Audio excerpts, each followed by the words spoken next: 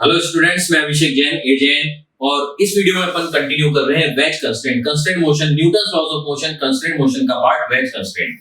ठीक है ना। तो वेज कंस्ट्रेंट के कुछ क्वेश्चन किए थे हमने पिछले वीडियोस तक। तो ऐसा एक हमने क्वेश्चन किया था जिसमें ये लाइन ऐसी थी। लास्ट क्वेश्चन को याद करें। ऐसा बताया जा रहा है कि ऐसे लाइन थी पिछले वीडियो में, जो लास्ट क्वेश्चन था ये लाइन ऐसे थी। तो अब हमने क्या किया, उसको मॉडिफाई कर दिया। उस क्वेश्चन को कैसे मॉडिफाई कर दिया, ये जो दोनों का कांटेक्ट सरफेस ऐसे वर्टिकल था उसको हमने ऐसे गामा एंगल से टिल्ट कर दिया। ठीक है ना। ये गामा एंगल से ऐसे वेज बना दिया हमने, है ना। पहले ये दोनों वेज ऐसे थे, ये वाला भी, येलो वाला ए बी और बी बी, एक नाम रखे हुए हमने इनके ए और बी। तो ये लाइन कैसी हुआ करती थी पहले, पिछले क्वेश्चन में ऐसी हुआ करती थी। अब हमने क्या किया, तो मैं कहूंगा अगर किसी ने इससे पहले वाला वीडियो नहीं देखा है तो उसको जरूर देखें, उसके बाद इस क्वेश्चन को देखें। ठीक है ना। तो इस क्वेश्चन का जो सॉल्यूशन है अब हम वो सॉल्व करते हैं। इस क्वेश्चन को किया कैसे जाए। सिंपल सा कॉन्सेप्ट हमारे पास है, 3 स्टेप का कॉन्सेप्ट है, 3 स्टेप का सॉल्यूशन हमारे पास है। कॉमन नॉर्मल ड्रॉ करो। सबसे पहले कॉन्टेक्ट सरफेस ढूंढो, उसका कॉमन नॉर्मल ड्रॉ करो।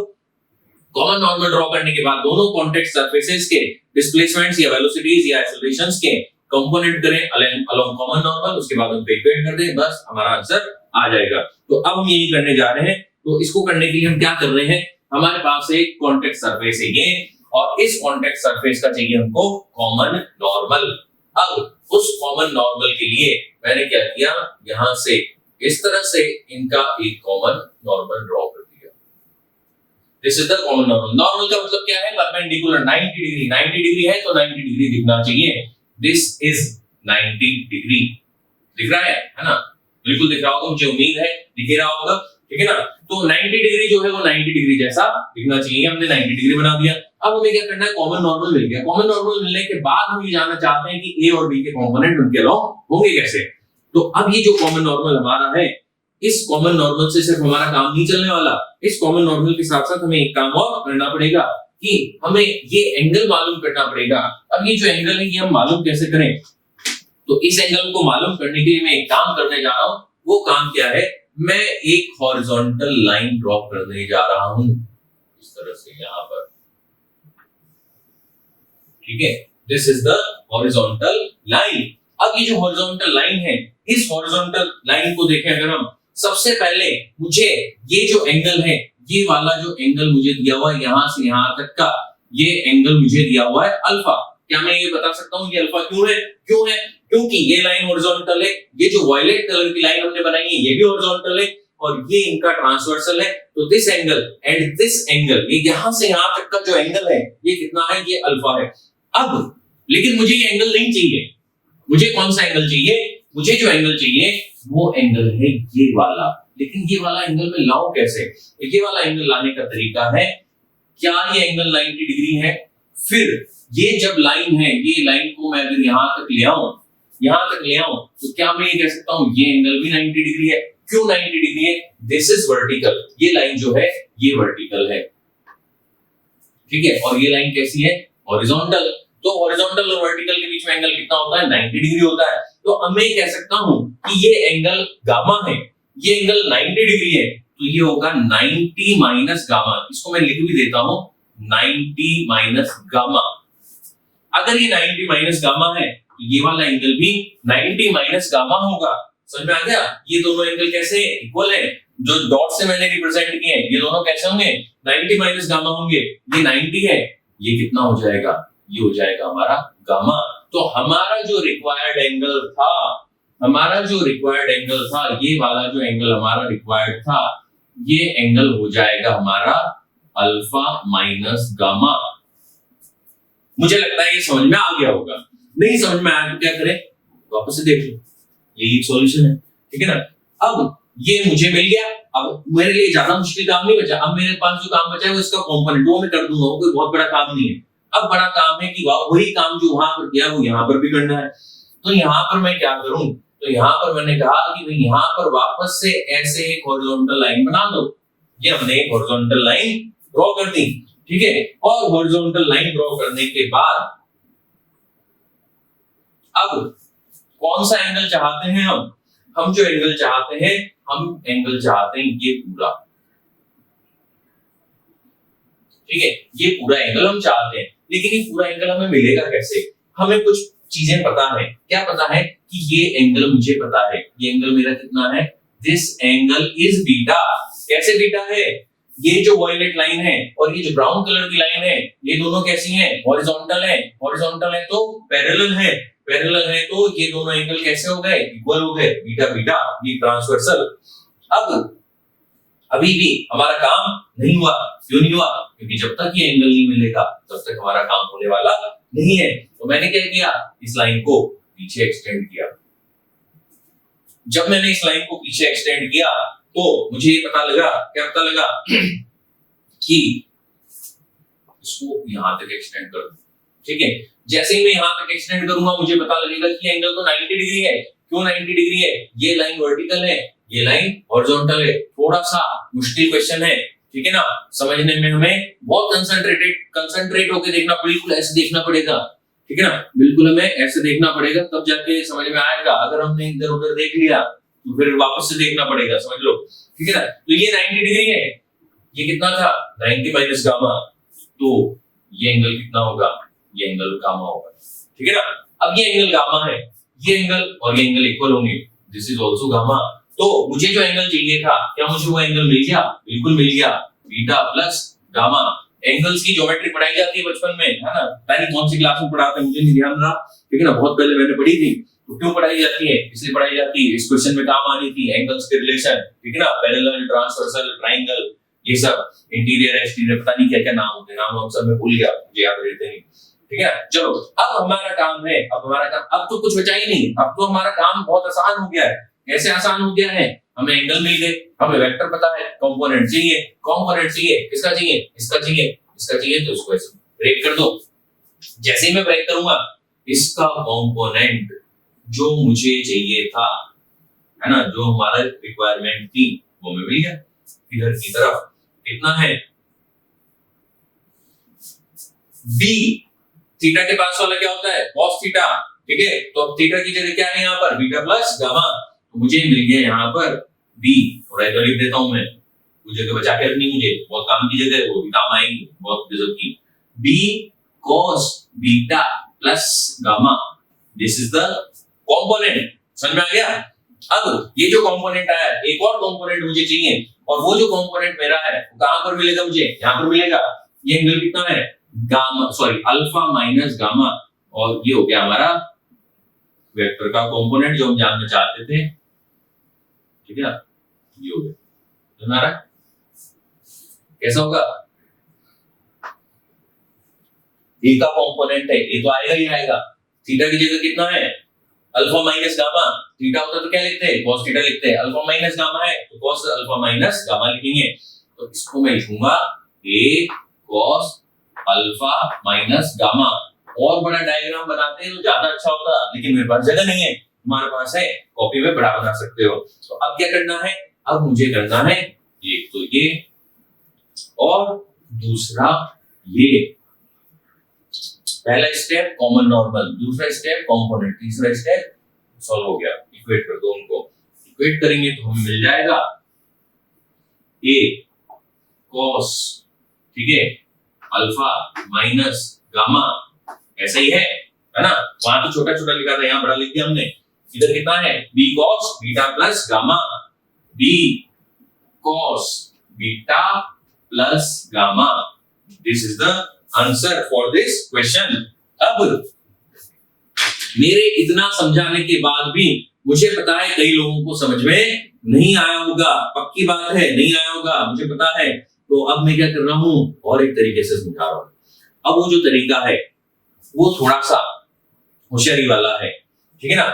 हमने क्या किया? उसके लिए जो मैंने डायग्राम शुरू में बनाया था क्वेश्चन का, वो हमें कॉपी में बनाना पड़ेगा। अब जब वो कॉपी में बनाएंगे तो वो कैसा दिखाई देगा? वो दिखाई देगा कुछ ऐसा, ठीक है। हो सकता है इसमें शायद व्हाइट बैकग्राउंड पे ठीक से नहीं दिखाई दे रहा हो, तो मैं जो कहना चाह रहा हूं उस चीज को समझें। मैं कहना चाह रहा हूं इस डायग्राम को बनाओ कॉपी में, है ना, कॉपी में बना लो। कैसे बनाओगे? बना लिया होगा शायद अभी तक। उसके बाद हम एक बहुत ही होशियारी वाला काम करेंगे। ये मैंने बनाया, ठीक है। ये एंगल कितना है? ये एंगल मुझे दिया हुआ है अल्फा, है ना, ज्यादा मैं वैसे लिख नहीं रहा हूं अभी। और फिर इधर भी मुझे एक एंगल दिया हुआ है, दिया हुआ है क्या? ऐसा कितना एंगल दिया हुआ है? ये मुझे एंगल दिया हुआ है बीटा, दिस इज बीटा। अब इसके बाद मुझे एक वेज दिया हुआ है जिसका नाम है ए। नाम से कोई फर्क नहीं पड़ता, है ना, उसको नहीं पता कि उसका क्या नाम है, हमें पता है, ठीक है ना। अब हमने क्या किया, उस वेज को भी बना दिया इस तरह से, ठीक है। बताते हैं कि ये जो एंगल हमें दिया है ये गामा है, ठीक है। अब इसके बाद अभी बात खत्म नहीं हुई, अभी बात बाकी है, ये भी एक दिया हुआ है। अब ऐसे बनाने के बाद हमने जो पिछले वीडियो में क्वेश्चन किया था, अगर वो हमें समझ में आ गया तो ये हमें बड़े आसानी से समझ में आ जाएगा। अब हम इसको करें क्या, इसको हम कर देते हैं ऐसे टेढ़ा, इस तरह से टेढ़ा। पिछले क्वेश्चन में ये लाइन वर्टिकल थी ना, इसको वापस वर्टिकल बना दो। अब इसको वर्टिकल बनाने के लिए मुझे करना क्या पड़ेगा, समझने की कोशिश करो। इसको वर्टिकल बनाने के लिए मुझे इसे गामा से एंटी क्लॉकवाइज डायरेक्शन में रोटेट करना पड़ेगा। पूरे डायग्राम को मैं गामा से एंटी क्लॉकवाइज डायरेक्शन में रोटेट कर देता हूं, ठीक है ना। कैसा दिखाई देगा, ऐसा दिखाई देगा। वो जो दिखाई देगा वो मैं बना रहा हूं, है ना। मुझे बनाने में थोड़ा सा टाइम लगेगा, पेशेंस रखना। और पेशेंस नहीं है तो क्या करें फिर, तो वीडियो को फॉरवर्ड कर दो, ठीक है ना। तो मैं उसको बनाने जा रहा हूं, बहुत मजेदार सॉल्यूशन आने वाला है, थोड़ा सा बस पेशेंस हमें रखना है, ठीक है ना। अब यहां पर इस पूरे डायग्राम को हम क्या कर रहे हैं, हम इस पूरे डायग्राम को ऐसे रोटेट कर दे रहे हैं गामा एंगल से, ठीक है ना। बोर्ड को रोटेट कर नहीं सकता, मेरी मजबूरी है ना, मुझमें इतनी कैपेबिलिटी नहीं है ना, मैं इतना कैपेबल हूं नहीं। तो ये मैंने लाइन ड्रॉ कर दी मेथड 2 के लिए। अब ये जो मेथड 2 हमारा आने वाला है वो मेथड 2 कैसा है, मैं इसको रोटेट कर रहा हूं तो ये चला जाएगा कुछ ऐसा। जो उधर वाला सरफेस, ये वाला सरफेस, ठीक है ना, ये वाला सरफेस मैंने ड्रॉ किया। अच्छा ये लाइन है, ये लाइन गामा से रोटेट होगी, ठीक है। तो ये लाइन पहले कहां हुआ करती थी, पहले ये लाइन हुआ करती थी, ठीक है ना, यहां पर हुआ करती थी ये लाइन, ठीक है ना। ये यहां हुआ करती थी, ये वाली यहां हुआ करती थी, इसको गामा से रोटेट किया ऐसे हो गई। और इधर एक लाइन हुआ करती थी, वो गामा से रोटेट होगी, वो इधर आ जाएगी। मतलब बाद में देखेंगे, ठीक है ना। मतलब क्या होगा, दिस एंगल इज गामा और दिस एंगल इज अल्फा, ठीक है ना। अच्छा अब तो थोड़ा सा ध्यान रखना पड़ेगा, ये अल्फा को रोटेट करोगे तो वो भी गामा जैसा दिखने लग जाता है कई बार, ठीक है ना। गामा को रोटेट करोगे तो वो उल्टा अल्फा दिखने लग जाएगा, तो थोड़ा सा ध्यान रखना है, ठीक है। अब इसके बाद इसी के लाइन में, इसी के जैसा इधर एक सरफेस हुआ करता है, ठीक है ना। उस क्वेश्चन में थोड़ा सा उस डायग्राम को मुझे छोटा करना पड़ेगा क्योंकि यहाँ पर जगह थोड़ी कम है, ठीक है। और इस सरफेस से बन रहा था हमारा angle beta, this angle is beta, समझ में आ रहा है।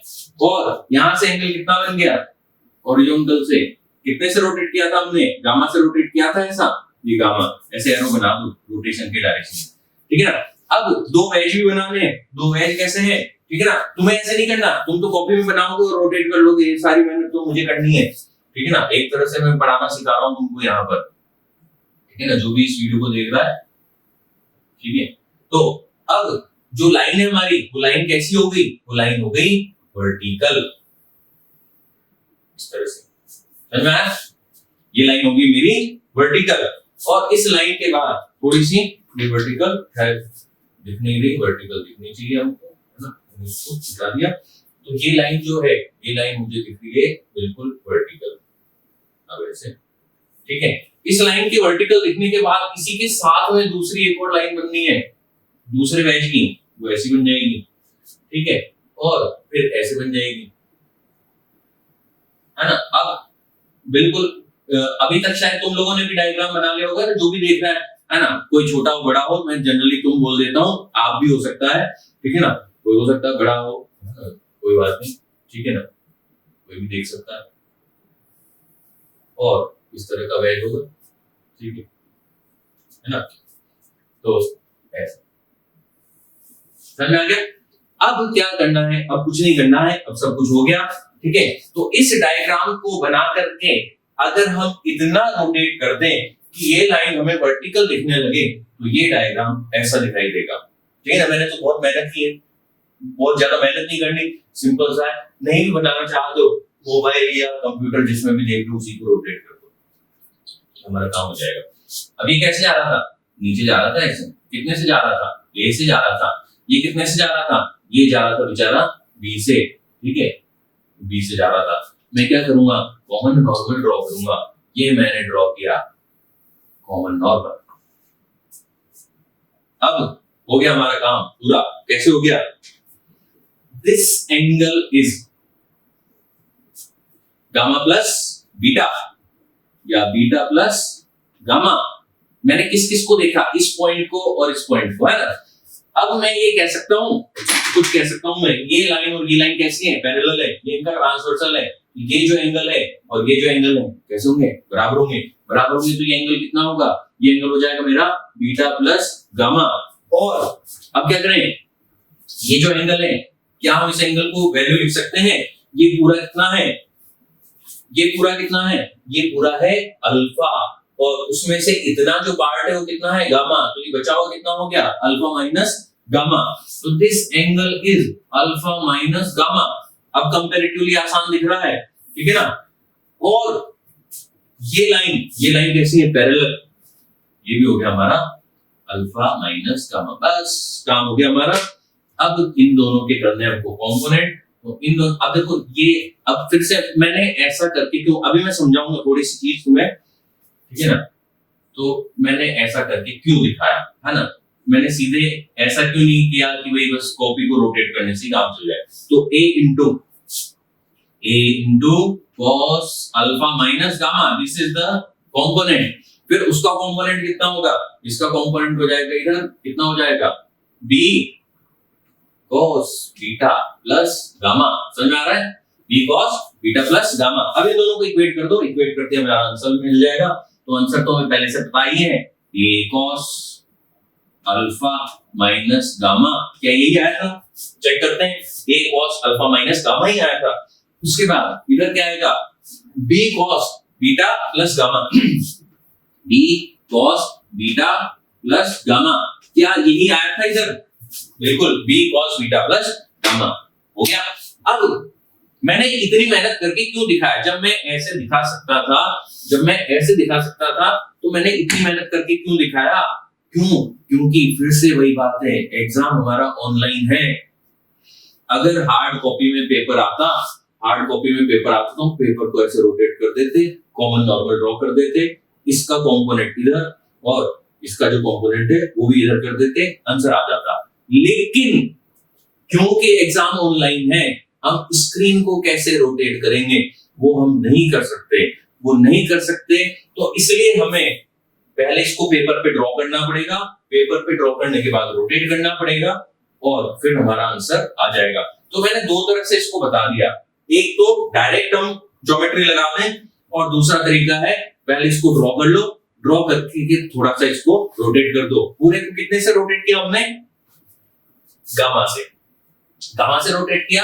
तो जैसे ही मैंने इसको गामा से रोटेट किया, देखो अब मैं थोड़ा और फिर से समझा रहा हूं। मैंने इस लाइन को गामा से रोटेट किया तो बीटा प्लस गामा हो गया, सिंपल सी चीज है ना। और मैंने इस लाइन को गामा से रोटेट किया तो एंगल कितना हो जाएगा, अल्फा माइनस गामा हो जाएगा, सिंपल सी बात है। तो इधर का एंगल आना है अल्फा माइनस गामा, इधर का एंगल आना है बीटा प्लस गामा। ये तो हमारा इमेजिनेशन है, हमारी विजुअलाइजेशन पावर है, कितना अच्छे से हम विजुअलाइज कर पाते हैं, इसीलिए इतनी मेहनत कर रहा हूं मैं, ठीक है ना। जितना अच्छे से विजुअलाइज करेंगे उतना आसान लगेगा। जिसने ये विजुअलाइज कर लिया उसके लिए क्वेश्चन बहुत आसान, उसे तो लगी रही क्या पूछा है, तो मैं यूं ही कर दूंगा। जो नहीं कर पाया विजुअलाइज, उससे ये होगा भी नहीं। ये बहुत बहुत बहुत टफ क्वेश्चन है वेज कंस्ट्रेंट का, ठीक है ना। बहुत ईमानदारी से मैं कह रहा हूं, बहुत बहुत बहुत टफ क्वेश्चन है वेज कंस्ट्रेंट का, आसानी से स्टूडेंट से हो नहीं पाता है, ठीक है।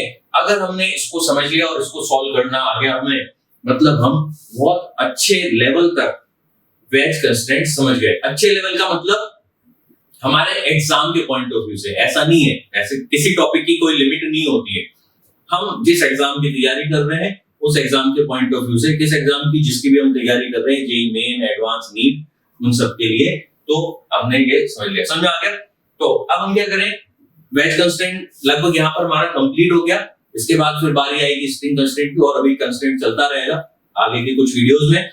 तो हमें क्या करना है, जो कुछ भी हमने समझा, जो कुछ भी क्वेश्चन हमने पिछले 2-3 वीडियो में किए हैं, उनको हमें सॉल्व करना है, ठीक है ना, खुद से सॉल्व करना है। एक बार पूरा हमने देख लिया, नोट्स बना लिए, नोट्स बनाने जरूर से, जो भी मैं कर रहा हूँ। तो अगर कोई वाकई पढ़ना चाहता है और सिर्फ एनालिसिस करना चाहता है, सर जैसा पढ़ाते हैं, तो उनकी बात अलग है।